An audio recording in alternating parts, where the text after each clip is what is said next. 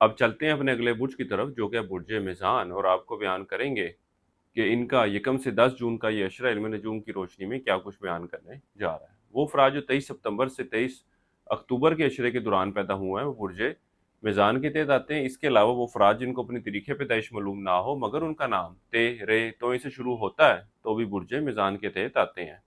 बुर्ज मिज़ान वालों की बात की जाए तो ज़ुहल यानी कि सैटर्न इन ट्रांजिट करता हुआ इनके 7वें घर में बैठा हुआ है, जो इनका शादी का खाना है।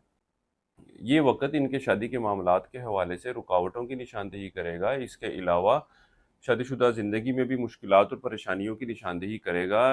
तो इन लोगों को बेहतर मशवरा ये है कि एक तो ये रूहानी हवाले से ज़ुहल की रेमेडी की तरफ जाएँ। इसके अलावा इनको चाहिए कि हर हफ़्ते वाले दिन ज़ुहल की इस नहूसत से निजात हासिल करने के लिए हफ़्ते वाले दिन काले चने का बतौर सदका करते रहें। इसके अलावा इन मामलात के हवाले से ख़ुसूसी अलवा भी तैयार की जाती हैं। आपके ज़ायचे के हवाले से ख़ुसूसी वज़ाइफ भी बताए जाएँगे और सदक़ात भी बताए जाएँगे। वो पूछना चाहें तो हमारे व्हाट्सएप नंबर पर राब्ता कर सकते हैं। इंशाअल्लाह ताला आपको फ़ी सबीलिल्लाह इसके सदक़ात और वज़ाइफ के बारे में बता दिया जाएगा।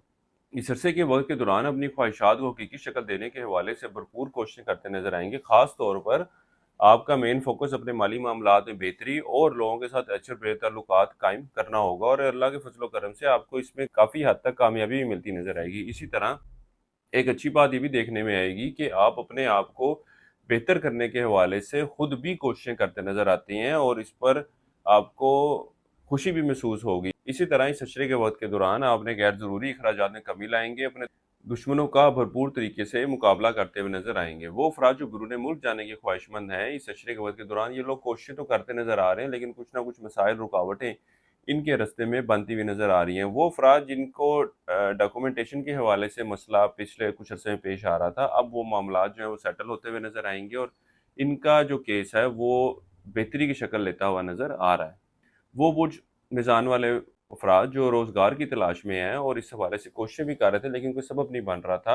अब इस अशरे के इख्तिताम से शुरू होने वाला वक़्त इनके रोज़गार के मामलात के हवाले से भी बेहतरी की तरफ इशारा करेगा। इसी तरह वो अफ़राद जो तब्दीली नौकरी के ख्वाहिशमंद थे, उनके लिए भी ये वक़्त बेहतरी की तरफ इशारा करेगा, और ख़ास तौर पर वो मुलाज़िम अफ़राद जिनके लिए दफ़्तरी माहौल, दफ़्तरी मामलात ख़ासे कुशीदा हुए हुए थे या अफ़सरान आला के साथ इनके ताल्लुकात कोई बेहतर नहीं हो पा रहे थे, इस अशरे के इख्तिताम से शुरू होने वाला वक़्त इनके इन मामलात में भी बेहतरी लाता हुआ नज़र आ रहा है। इसके अलावा वो अफ़राद जो हुकूमती इदारों से वाबस्ता कामों के हल के ख्वाहिशमंद हैं, इनको भी चाहिए कि इस अशरे के इख्तिताम से शुरू होने वाले वक़्त में अपने एक्टिविटी को, इनके साथ मामलात को दोबारा से लेकर चलें। अल्लाह के फ़ज़ल व करम से मामलात सेटल होते हुए नज़र आते हैं।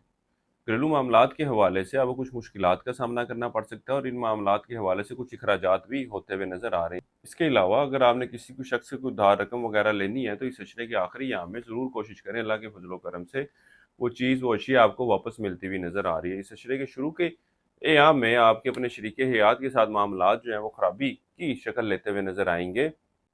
वो अफ़राद जो दूसरी शादी के ख्वाहिशमंद हैं, इनकी ये ख्वाहिश इस अरसे के दौरान पूरी होती हुई नज़र नहीं आती। वो बुर्ज मिज़ान वाले अफ़राद जो विरासती मामलात के हवाले से परेशान थे, इनको चाहिए कि इस अशरे की 7 तारीख से जो वक़्त शुरू होने जा रहा है, इस हवाले से ज़रूर कोशिश करनी चाहिए।